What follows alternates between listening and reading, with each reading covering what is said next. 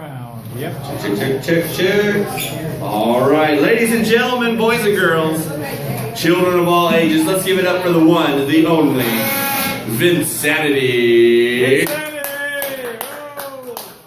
you guys doing? We're good. Not very many people left in the house tonight. I guess it's good, right? I guess. Hey, I'm not really a comedian, which will be apparent to you guys in a few minutes. I'm doing this for therapy. I can't afford therapy anymore, which will also become apparent in a few minutes.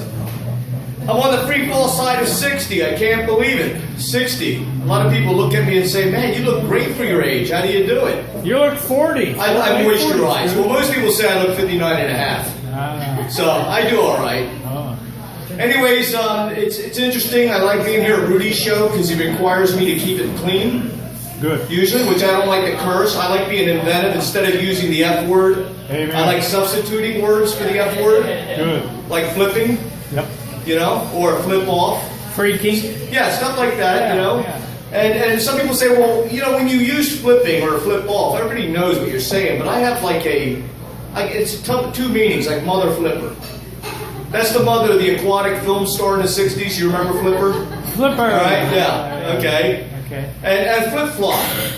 Flip-flop is a one-night stand that's gone bad. Yeah, stuff like that. Anyways, I don't like using bad words unless I can get away with it. Like I said, I needed therapy, and I couldn't afford therapy anymore because my therapist got rid of me. And the thing is that what screwed me up so bad wasn't the years of Catholic school.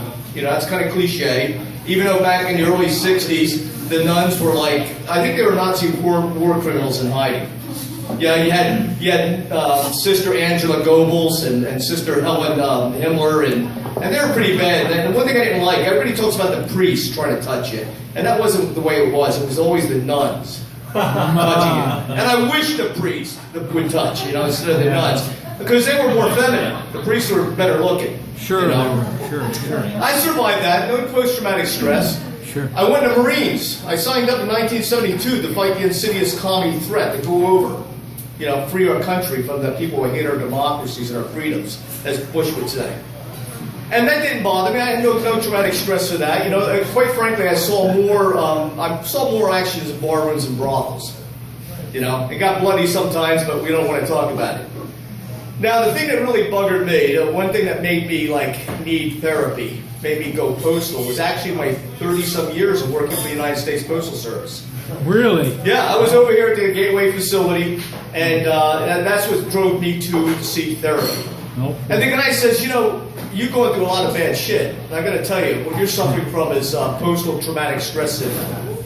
Yeah. It's pretty bad. And he said, well, aside from that, I got to tell you, we got to talk about your childhood because you're pretty, how do we say this professionally? You're pretty flipped up. Flipped That's up. what we're going to say. You're pretty flipped yeah. up, right? And I was resentful. I said, what do you mean I'm flipped up? He goes, well, you just, your childhood, we all are, and this and that. And he said, here's the thing. I said, well, tell me, clinical terms. I was a psychology major. I wanted to be a clinical psychologist. What's wrong with me? He goes, well, the fact is that you suffer from blind, irrational rage and overwhelming narcissism. Yeah. Now that pissed me off. I lost my mind. And when my vision cleared, I was screaming over his broken, bloody body. And I said, I don't suffer from narcissism. I don't suffer from blind, irrational rage. And as far as the narcissism go, I don't suffer from that at all. Amen. I rather enjoy my narcissism. Sure. I can talk about it all night. Amen. Now, the thing is that he got rid of me. We survived that encounter. But later on, I think he got rid of me because when he was talking to me, he wasn't looking. And I was sketching. Making a sketch from memory, his beautiful wife and him, naked in bed. And of course, I insinuated a picture of myself in between them. Now, I thought we were bonding. I thought he would put that up on his fridge like you would your children's picture. He didn't take it too well. And he told me, he said, listen, I'm leaving the country. You can't be my patient anymore. Huh. So I was dismayed. So all of a sudden I have abandonment issues now. Oh, no. And so then I found out not only did he not leave the country to retire, he didn't even leave the city. Right? And then I find out he's talking trash about me in the community saying Vincent is dangerously obsessive. And that pissed me off. So I sent like 1,000 emails the first day I heard that. I'm not dangerously obsessive. 1,000 emails that day. Then I put it in Admiral Weekly, and I'll tell you, if he doesn't, I'm going to put a burning cross in his yard. If that doesn't, like, convince him I'm not obsessive. Oh, yeah. Kid gloves are coming off. Definitely. Yeah. Definitely. Now I hate getting older, you know. I'm in pain a lot of times. I've been gaining weight. I quit drinking for the past couple months. Good for you. Yeah, quit drinking. Good. And it's kind of like all of a sudden I'm aware that Jesus, you know, now that I'm sober, Jesus, hallelujah. Yeah. you know, I realize how boring and insufferable and not attractive I am. Now you may not believe this. I'm not the only person that thinks I'm unattractive. You don't believe that, do you? Okay. No. Anyways, my doctor, I go to my doctor because I'm in pain, I'm tired, I need a checkup. And I said, what's wrong with me, doc? You know, what's going on? Now, he changed his name to Dr. Ben Grimm. Any of you know about the Fantastic Four? Oh, yeah. Comics? Yeah. Ben Grimm's the Thing. Yeah. You know, with the big rock fingers, you know, which are really a lot of fun when he's checking the prostate. and it really makes me nervous when he said it's clobbering time. It's clobbering time. And the thing is, I think you should use gloves, don't you? Yes. I think you should use gloves, yeah. Now the thing is, he said, Vince, you got to lose 30, 40 pounds. So right away, because I'm tired and I'm in pain, I think I have this terrible disease, some real health issue. I go, what's wrong with me? Do I have a real health problem? He goes, no, you're just hideously unattractive. You need to lose 30 pounds. You know, I was okay. Now every time I go in, I don't care if it's a bad knee, a bad ankle, if I'm sore, if I got a sore throat, he always wants to check my prostate. All right, I think that's a little too much. Now, I'm just curious. I don't know that much about medical things, but when a prostate exam takes 30 minutes, isn't that too long? Yes. You know, I mean, I don't like 30 minutes. If it was 20, I could deal with that, right? 20 minutes would be fine. But what makes me nervous is how he demands that I hold eye contact with him the entire time. That makes me nervous. Makes me nervous. Now, I've been working out. I quit the drinking. I've been using the Thigh Master. I've been using the Butt Master. So I've been really clenching my cheeks, and I'm almost at the verge of breaking walnuts with my cheeks. So the next time I go in for a prostate exam, I'm going to like bear down and break his fingers like breadsticks. There you go. Yeah. There are no children here. Yeah, and I said, okay, but I'm still sick, and I'm still hurting, and I have sleep deprivation problems. And so a couple years ago, he says, well, you got to listen to natural sounds. Get some recordings of natural sounds. So I've been doing it, and I haven't been sleeping any better. So he listens to it, and of course, you know, for me, I'm from Philadelphia, so the natural sounds are like gunshots, people screaming, rough sex, and all that. Well, who would have known he meant like a babbling brook, or I didn't know, you know? So, anyways, I'm sleeping a little bit better. I've been losing the weight. I'm working out again, and I'm also working at a fitness place. And it's cool, because I'm going to school. I'm going to LCC, because I don't like being retired. I was forced to retirement. And, you know, at my age, you know, I want to actually figure out what I'm going to do in the last 3 quarters of my life.